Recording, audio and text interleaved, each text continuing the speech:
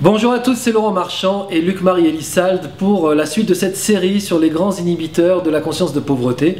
Aujourd'hui, nous allons voir le quatrième inhibiteur, qui est un inhibiteur vraiment très intéressant, qui s'appelle l'engagement des générations. Alors, pour faire une petite parenthèse, je vous rappelle qu'il y a d'autres vidéos qui ont été publiées sur les autres grands inhibiteurs de la conscience de pauvreté et une première vidéo qui a été publiée sur l'historique de la conscience de pauvreté et des grands inhibiteurs. Donc, si vous voulez avoir plus d'informations sur ce que sont les inhibiteurs et d'où on les connaît et qu'est-ce que la conscience de pauvreté, allez voir les autres vidéos. Aujourd'hui, on s'intéresse à ce quatrième grand inhibiteur qui s'appelle les engagements des générations. En fait, il apparaît que dans l'éducation, on rentre souvent on fait partie de familles qui appartiennent à des modèles éducatifs, et quand on devient dépendant de ces modèles éducatifs-là, on rentre dans un carcan d'où il est vraiment difficile de sortir. Et cette difficulté à sortir de ce carcan, c'est ce qui crée l'inhibiteur de la conscience de pauvreté. Donc là, en l'occurrence, quand on est dans une famille d'ouvriers, par exemple, ou de syndicalistes, on est rentré dans un carcan. Une famille entière a un discours spécifique sur l'argent, sur les patrons, sur les gens riches, sur le monde ouvrier, le monde auquel on appartient. Souvent, ils mettent beaucoup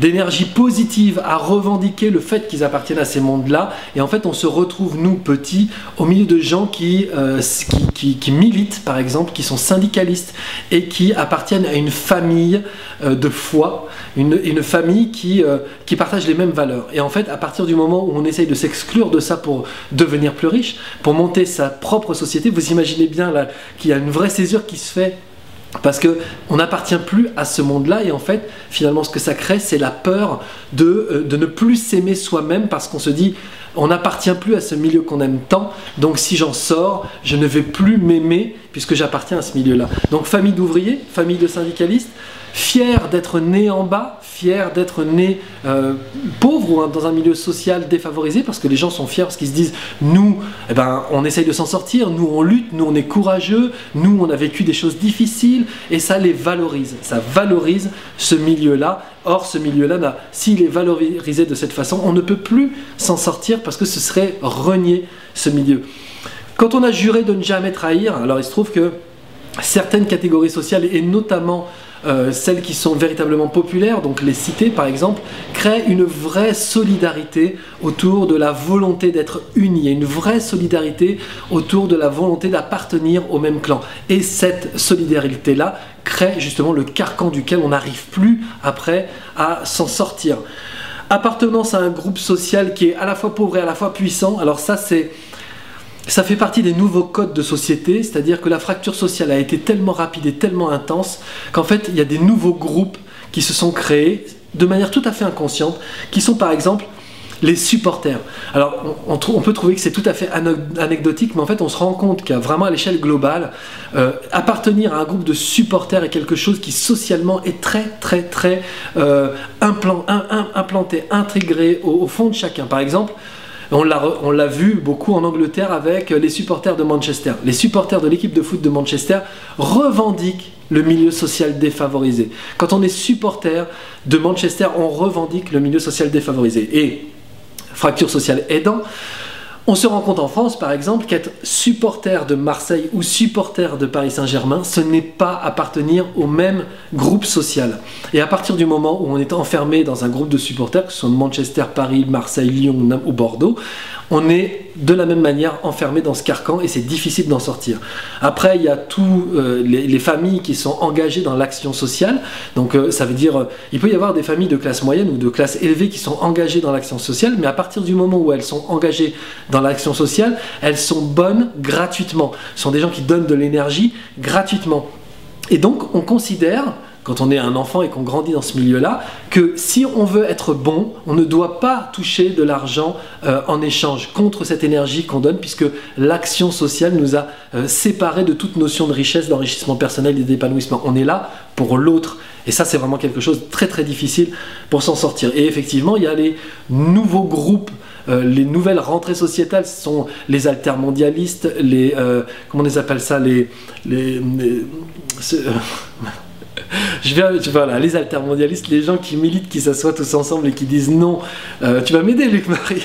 Comment ils s'appellent ces gens-là qui plantent des tentes là, Les Don Quichotte, mais il y a les Don Quichotte, mais il y en a d'autres aussi. Comment ça s'appelle? Tu peux pas, c'est super, t'es adorable. Ceux qui se rebellent là, les nouveaux rebelles de la société, enfin bref. Les anarchistes. Les indignés. Ouais, j'ai trouvé les indignés. Alors les indignés, c'est un truc hyper intéressant.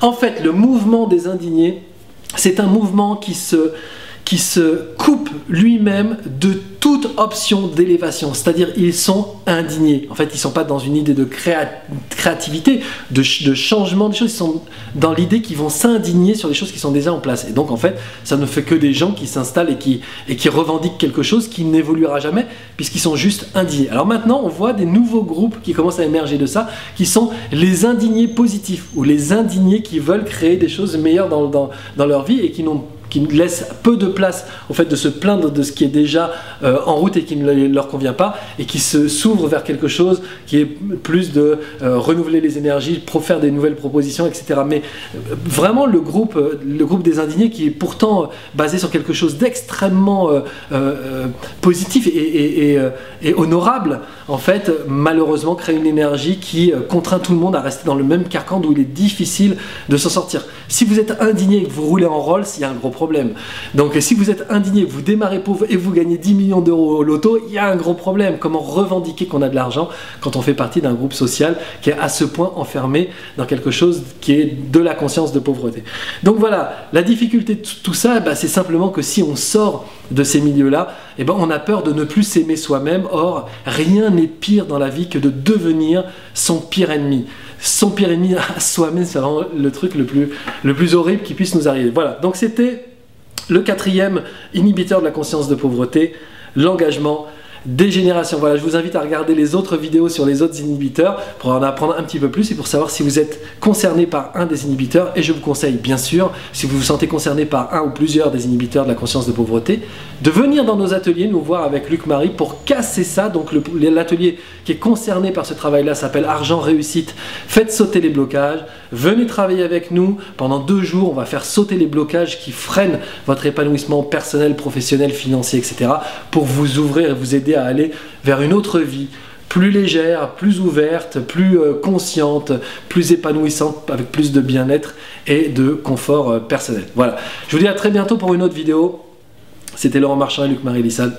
Ciao. Prochaine vidéo. À très bientôt.